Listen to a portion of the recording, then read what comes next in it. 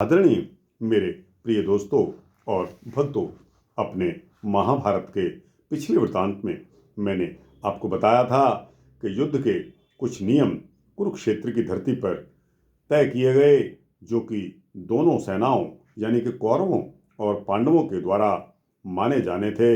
दोस्तों, इन नियमों को पितामह ने अपने सैनिकों का साहस बढ़ाते हुए बताया और यह भी कहा कि आखिरी सांस तक युद्ध करते रहें और किसी भी भयावह परिस्थिति को न मानते हुए युद्ध में पीठ दिखाते हुए न लौटें, क्योंकि यह क्षत्रिय धर्म के विपरीत होता है। युद्ध भूमि में वीरगति पाने वाले शहीदों को हमेशा स्वर्ग की प्राप्ति होती है।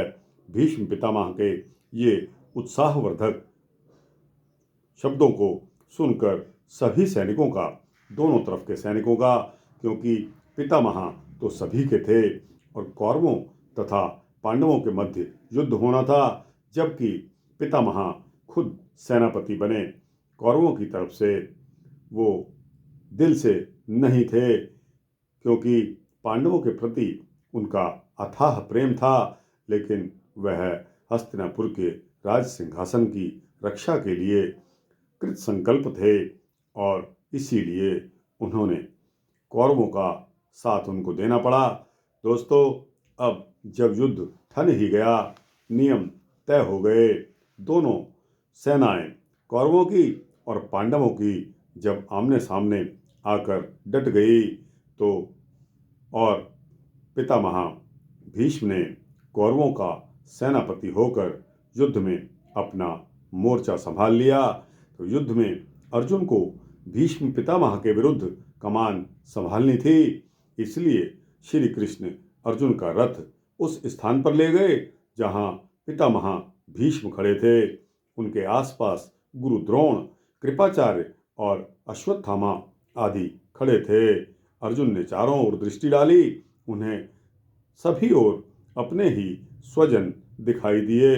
मुझे अपने ही स्वजनों के विरुद्ध युद्ध करना पड़ रहा है, ऐसा सोचकर अर्जुन का दिल बैठने लगा और मन ही मन वे सोचने लगे कि क्या विजय पाने के लिए मुझे अपने प्यारे भीष्म पितामह, अपने प्यारे गुरु द्रोण, कृपाचार्य आदि से युद्ध करके इन्हें मारना होगा। मैं जिनकी गोद में खेलकर पला हूँ, बड़ा हुआ हूँ और जिनसे मैंने अस्त्र शस्त्र की शिक्षा ली है, उनके विरुद्ध मैं शस्त्र कैसे उठा सकता हूँ। उनके विरुद्ध शस्त्र उठाना तो दूर, ऐसा करने के बारे में सोचना भी मेरे लिए पाप होगा।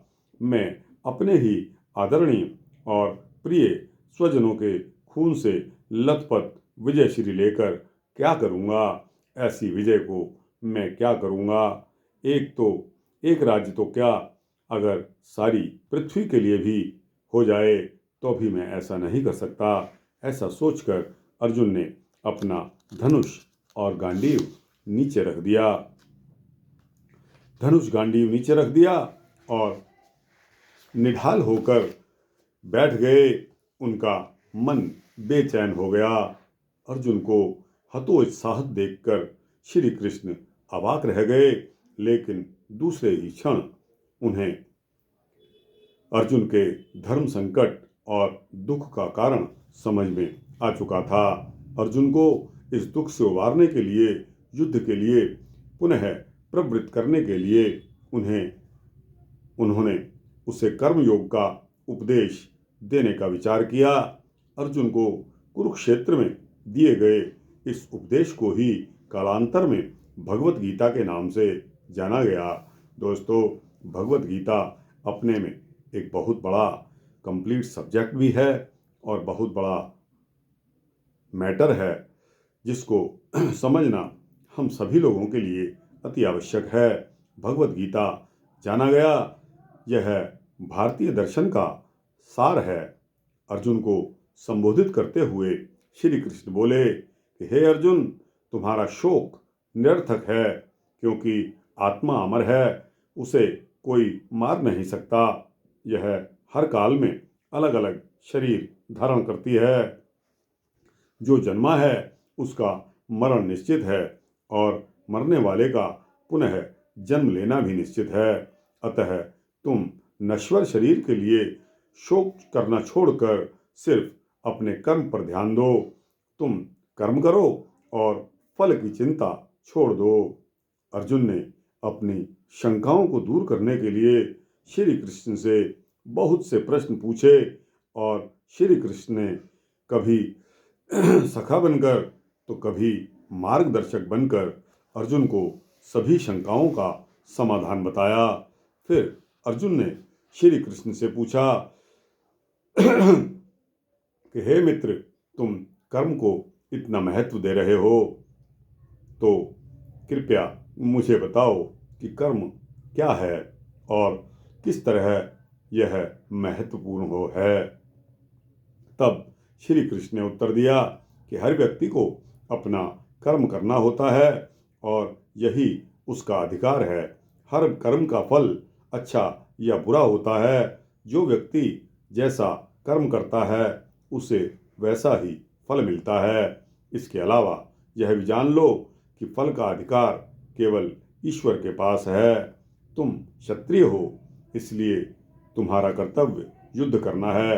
युद्ध में दो ही संभावनाएं होती हैं, या तो युद्ध करते हुए तुम युद्ध जीत जाओगे और राजसुख का उपभोग करोगे, या फिर तुम युद्ध करते हुए सारे मारे गए तो तुम्हें स्वर्ग की प्राप्ति होगी। युद्ध के परिणाम के विषय में मत सोचिए। निष्काम भाव से कार्य करने वाला व्यक्ति ही कर्मयोगी कहलाता है। अपनी सभी इच्छाओं को मन से निकालकर अपनी पांचों इंद्रियों पर नियंत्रण रखने वाला व्यक्ति मोक्ष को प्राप्त करता है।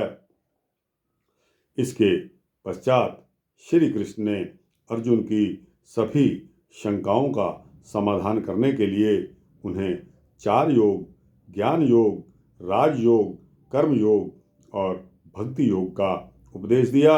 श्री कृष्ण से ज्ञान पाकर अर्जुन का सारा मोह, सारा विषाद उसी समय दूर हो गया। उन्होंने श्री कृष्ण से अपने दिव्य स्वरूप के दर्शन देने को कहा। श्री कृष्ण ने अर्जुन को दिव्य ज्योति देते हुए अपने दिव्य स्वरूप के दर्शन करवाए। तो दोस्तों, यह वृतांत उस समय का है कि जब दोनों सेनाएं युद्ध के लिए खड़ी थी और हमला होने ही वाला था। तब कौरव क्या देखते हैं कि अर्जुन का रथ आगे बढ़ता चला आ रहा है। उस समय श्री कृष्ण का मकसद यह था कि दोनों सेनाओं को वह उपदेश दें।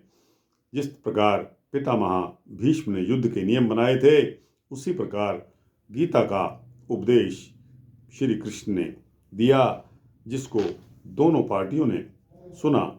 और दोस्तों, बीचों बीच जब रथ आया तब दुर्योधन इस मन से कि इसमें कोई दुर्योधन की चाल तो नहीं है, तो इस प्रकार बीच में आकर उन्होंने उपदेश दिया, जिसको बाद में इन्होंने गीता का उपदेश कहकर हम लोगों को बताया।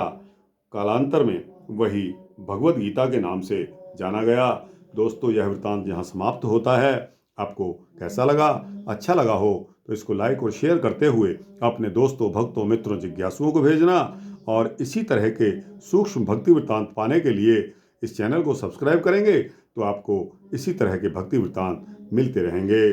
जय श्री राधे, जय श्री कृष्णा, जय श्री राधे कृष्णा।